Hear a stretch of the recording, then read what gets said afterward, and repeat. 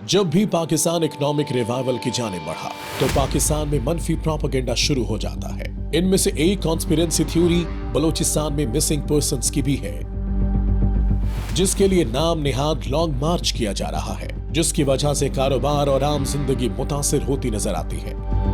जबकि फेक हमदर्दियां बटोरने के लिए सोशल मीडिया पर झूठी और मनगढ़ंत स्टोरीज शेयर की जाती हैं। सबसे इंपॉर्टेंट बात तो यह है कि स्टेट मां की तरह होती है, जो अक्सर बिगड़ी हुई औलाद को माफ कर देती है। इसकी ताजा मिसाल सरफराज बंगलजई है, जो बीएनए का कमांडर था और सिक्योरिटी इदारों को मतलूब था, लेकिन कौमी धारी की पॉलिसी को समझते हुए खुद को साथियों समेत रियासत के सामने सरेंडर कर दिया और मुल्क दुश्मन अनासर के हाथों खेलने वाले लोग, खास तौर पर मिसिंग पर्संस का प्रोपेगेंडा करने वाले अनासर को एक्सपोज किया। बलोच यकजहती काउंसिल, जो बीएलए यानी कि बलोच लिबरेशन आर्मी और बीएलएफ यानी बलोच लिबरेशन फ्रंट, जो आलमी दहशतगर्दों की लिस्ट में शामिल है, कि बतौर फ्रंटमैन के सामने आई, जो रियासत के खिलाफ एक प्रोपेगेंडा कर रही है, जिसका ना कोई सर है और ना कोई पैर, बल्कि मुल्क को इंटरनली वीक और बलोच कौम को बदनाम करने के दुश्मन कुव्वतों के एजेंडे पर जाने अनजाने में काम कर रही है।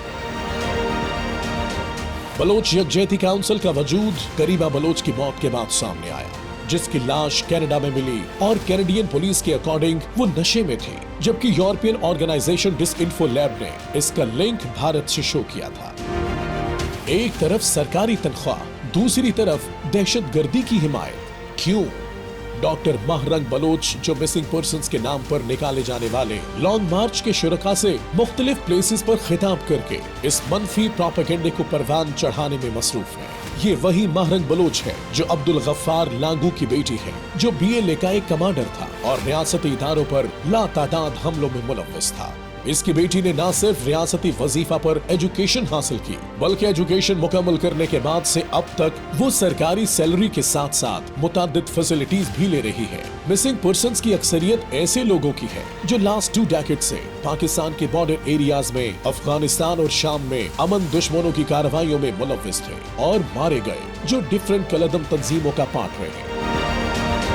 मिसिंग पर्संस के ऑन ग्राउंड फैक्ट्स की बात की जाए तो इसके लिए एस्टैब्लिश कमीशन 1 मार्च 2011 से अपना काम कर रहा है। कमीशन के रिलीज किए नंबर्स के अकॉर्डिंग रजिस्टर्ड केसेस की तादाद 10,014, फैसला शुदा केसेस की तादाद 7,749 और बकिया केसेस की तादाद 2,265 है, जिनकी गुमशुदगी अभी प्रूफ ही नहीं हुई। अब एक बार फिर से बालाच मौला बख्श के नाम पर यह नाम निहाद तंजीम रियासत के खिलाफ प्रोपेगेंडा कर रही है।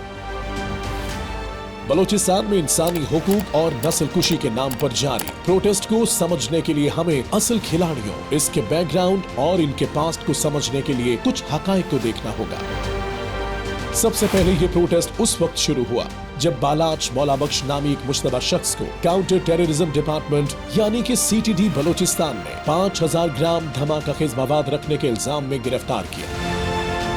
ये शख्स बाद में उस वक्त मारा गया जब बीएलए ने सीटीडी के काफिले पर हमला किया, जो उसे लेकर जा रहा था, ताकि वो अपने अज़ाइम के बारे में जुबान न खोल सके। और उसी को बेस बनाकर बलोच यकजहती काउंसिल ने प्रोटेस्ट और लॉन्ग मार्च की कॉल दी, ताकि इंसानी हमदर्दी हासिल की जाए।